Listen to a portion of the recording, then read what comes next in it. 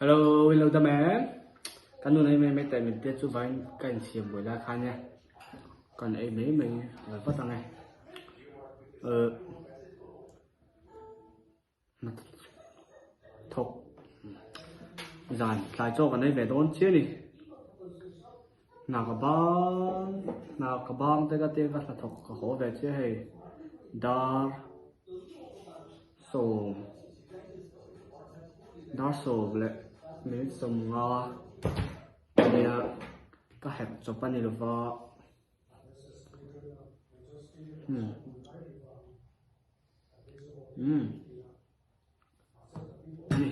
này ấy về đón chia đi. Sử dụng dung ngạ hay phối nằm chung mà nhé, cho nên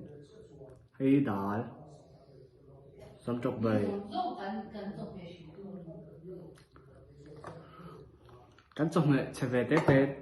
tiếng ca rồi thì làm về chuyện gì á mấy tiếng những em này em đầu tư ha quý ha cắn này về xí là vào cho hàng tay mà các bạn tao nhớ cho nên ai du chung ông á ngõ tu mặt chemu hàng giống chạm mù cái ấy là phốt tao hay chưa đây tụi mình tập cái này nè cho hay chỉ thiên bì hàng này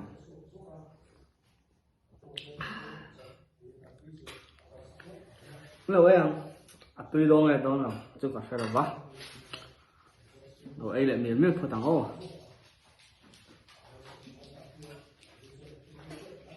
các chị tụi non tụi con này về là vợ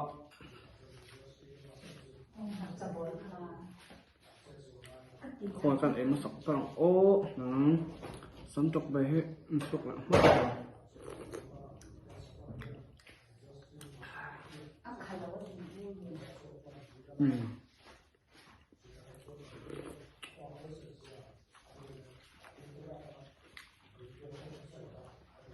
rồi đó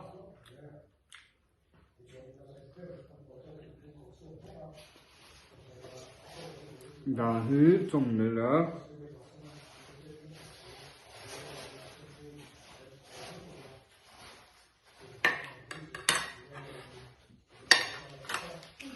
cảm thấy đúng không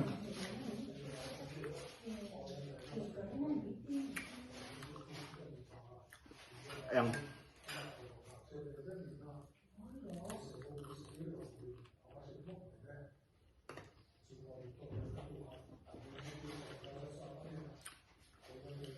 일단 하루 지금 내가야 아니 메라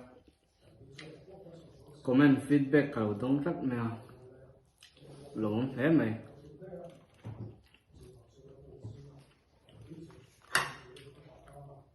phui nắm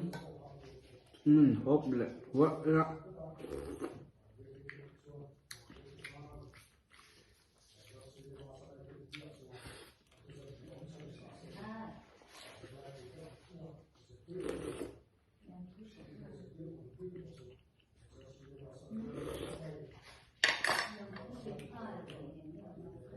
đúng không? Một tuy nó đi ai đô rắn chú có một tuy để đô nữa mà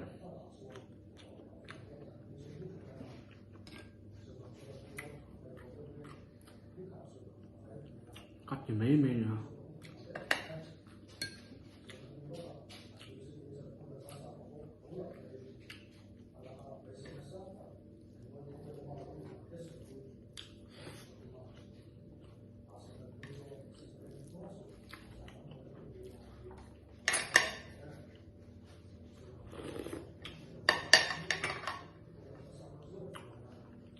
alu hin được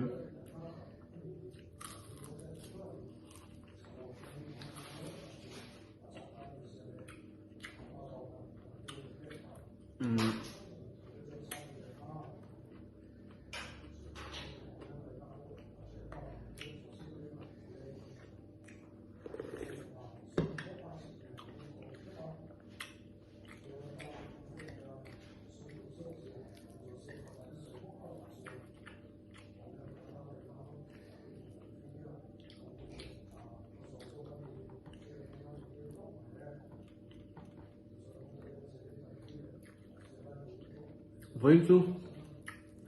chú nọ nào hết rồi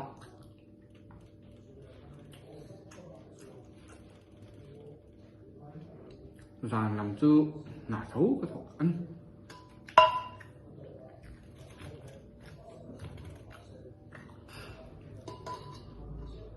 anh lâu anh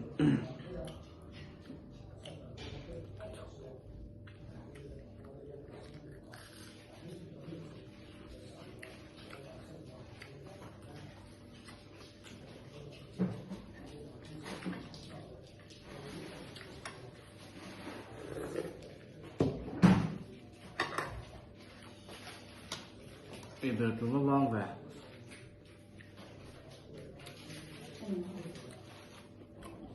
bây giờ chúng nó vong về các tiếng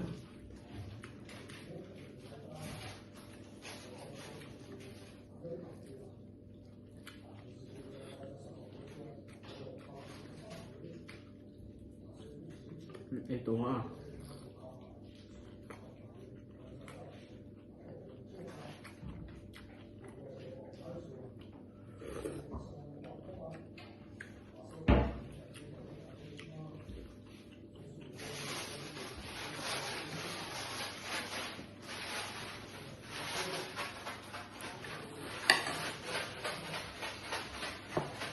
cái lòng xuống tự nhiên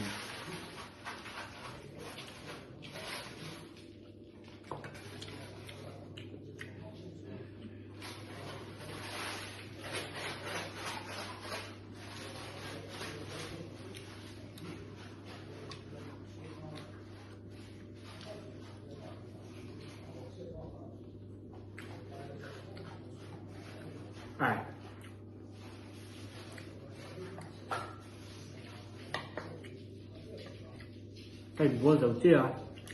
nó sẽ được tắt em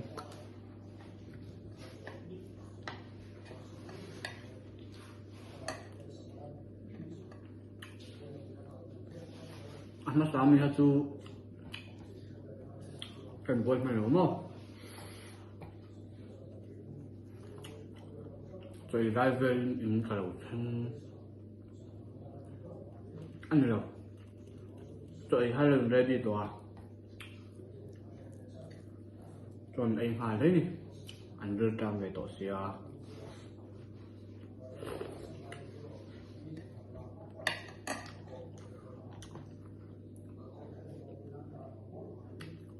cậu u đồng nguyên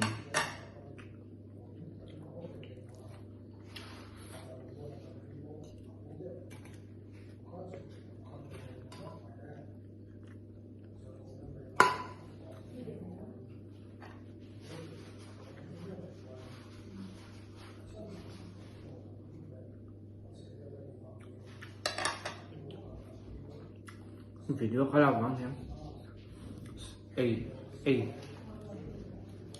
em nó sập từ về có cả khá là còn đó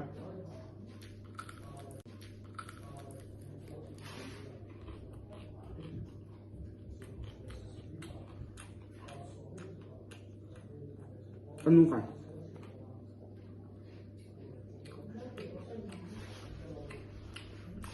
video rất là lớn cho cả em rồi không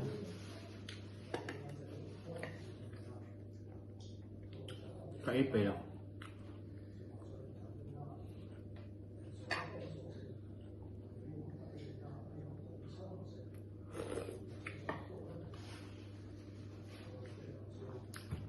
tan chảy nữa chút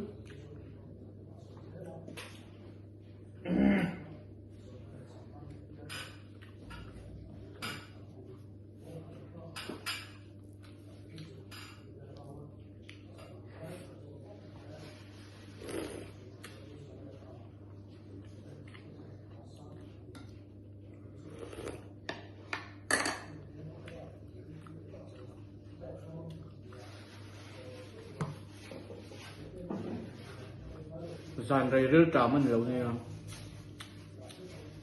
trái về tổ đó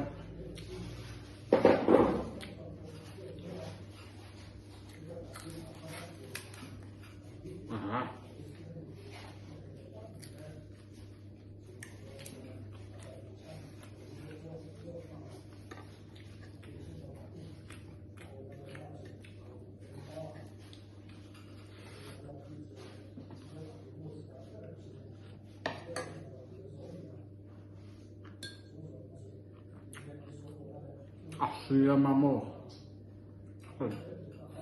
thấy rồi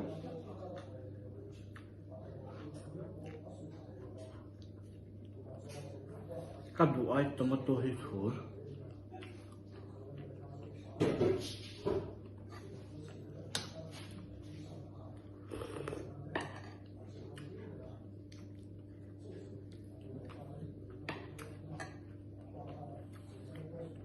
inilah di bak này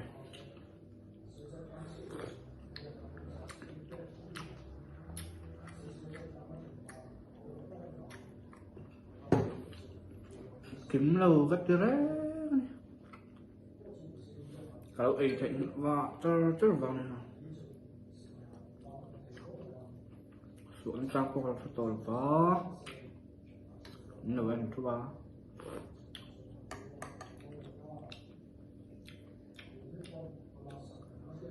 ăn thật vào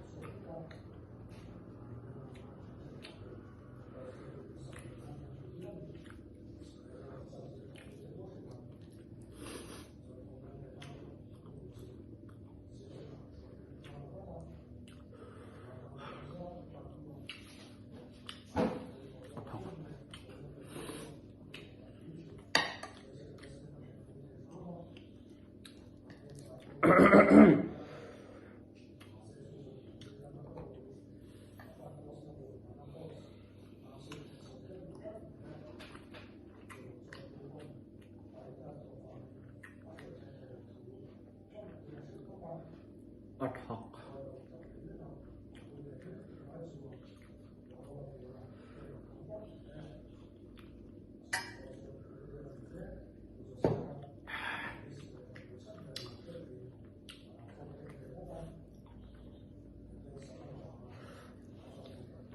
còn ý nữa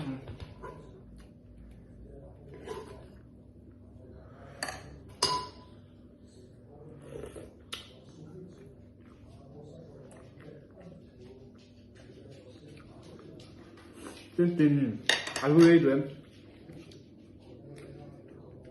alu ấy được mà đã trai căng ngầm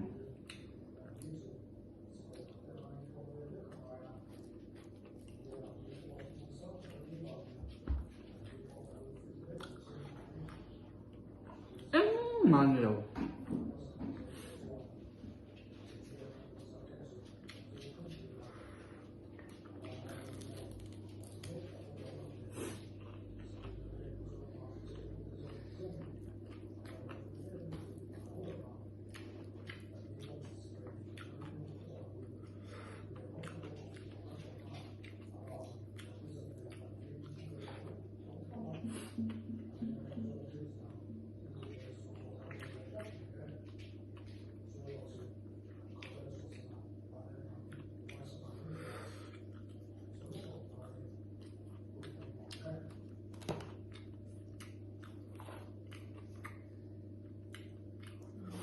riêng trong mẹ thủ rất là nhiều chứ cái vắt lắm nào tôi là quên cắt thề đầu sụp sụp lọc đâu mà con này đâu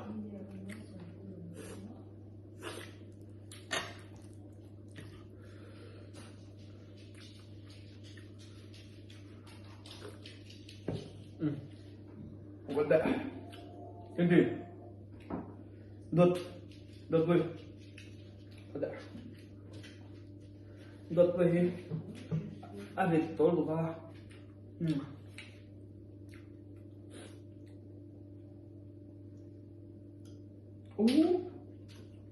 sợ đấy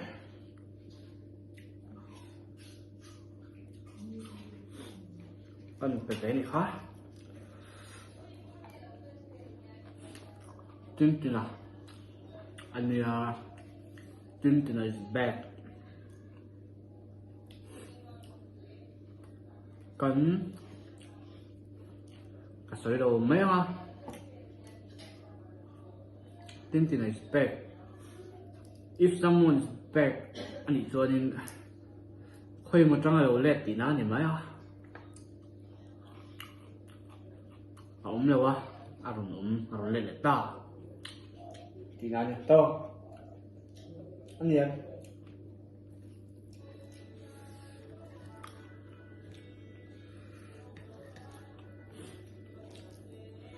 số đã phul quý chúng ta sẽ phul quý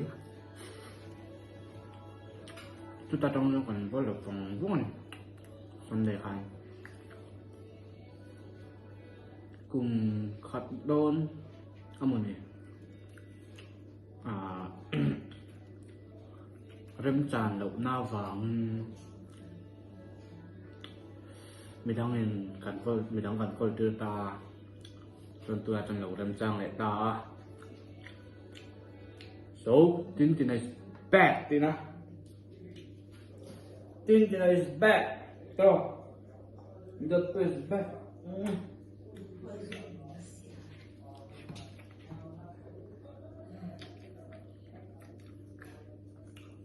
ra xong rồi ấy đây đập quỳ nè trà nè ấy bây giờ đâu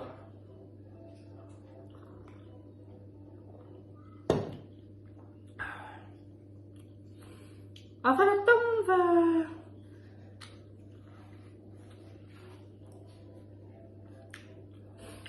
cái việc đó mới tiền cái việc gì đâu à ấy rất cả đúng rồi rừng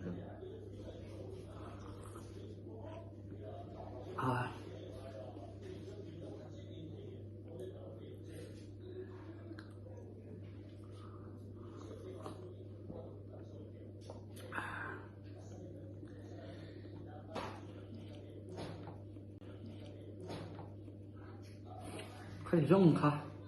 mình vào show bye bye hello me in lại theo đồn nha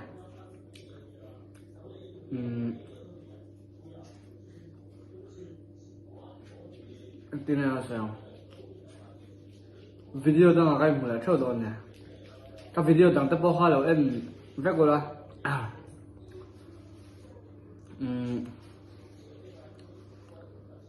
nuông vẽ còn mấy nãy tại hà nên đủ đủ khá lâu sớm lắm không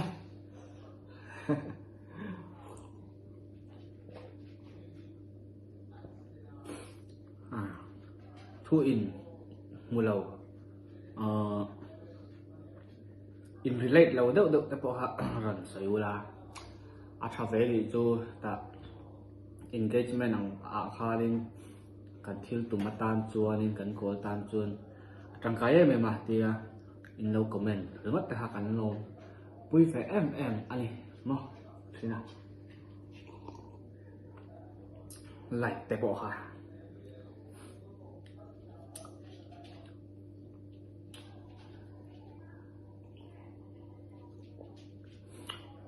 lên đọc lâu nhỉ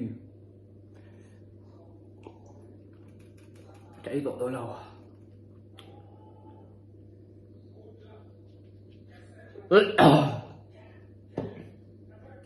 tóc phát đăng